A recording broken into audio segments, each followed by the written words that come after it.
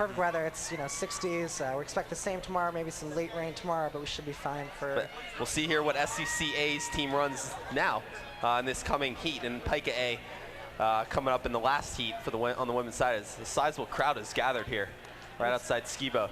It's overall been a very smooth race day. No problems. We're running, pretty much 8 minutes gun to gun. So we're doing well with that. We're coming in now again for SDC, SigNu B, and SigEp A. SigEp A with Pandora is just pitting down their buggy now. SigNu has gotten their buggy ready and is well placed in SDC as well. So we're coming down to the start now.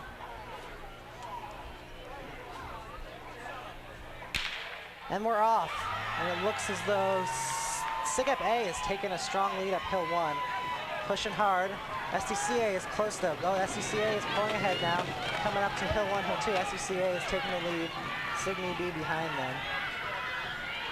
Coming up hill 1, it's a long hill. Stalled run by SDC A to start with, which is what you'd expect here from the defending champion. Right, and SigEp A is making a strong contention for it as well. SDC now pushing into the free roll, going down Shenley Drive. It looks like SDC A is off as well, and we're expecting SigNu B in just another couple seconds. So we're going down the free roll, and we'll see them coming around. So it looks like SDC A with the lead thus far, SigEp A following, and SigNu B in third thus far. Behind.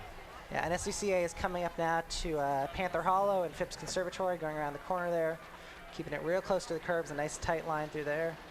Through the free roll, they're coming now down towards the monument. They're going to look for their flagger, who's going to give them an aiming point and the indication that everything's okay. It looks like SDC A has opened up a large margin here between the other two buggies. Yeah, it looks like 30, 40 feet at least.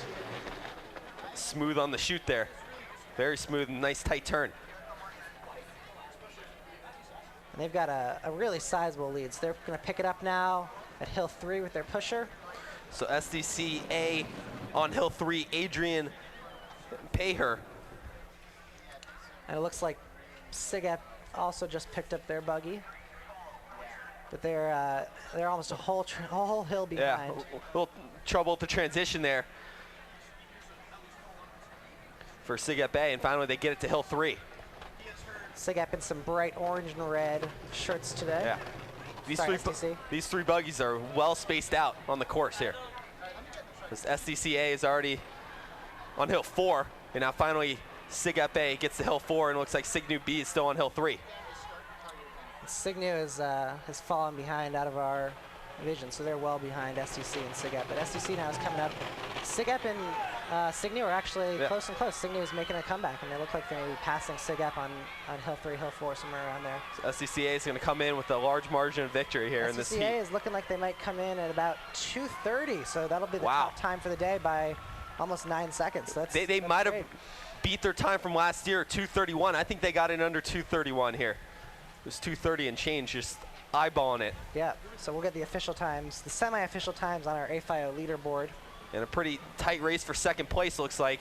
Looks like they come up hill 5. So SigEp's retaining about a 20, 30-foot lead over SigNu, it looks like. So they're going to come up hill 5. SigEp in second place for this race, coming in just over 3 minutes. Yeah, so SigNu behind them. So about 3:05, 3:06 at this point as SigEp A comes to the finish line. They'll finish about 3:10. So that's not going to be a second day time for SigEp's women team this year. Finally, SigNu coming in, ballpark 3:20, and that also will not make it to day 2. Right, so those teams will have high hopes for their men's teams now to make it into the second day. SigNu still has their A team to come in the next. SigNu's A team already went earlier today. Yep. That was an impressive run there by SDC A. That was. I mean, we'll get the official time, but their mark from last year, their winning time was 2:31 on the nose, and they might have beat that here. I think it was around 2:30 and change. Just eyeballing it, we'll get the official time here momentarily. But that's a pretty impressive race on day 1, huh, Johnny?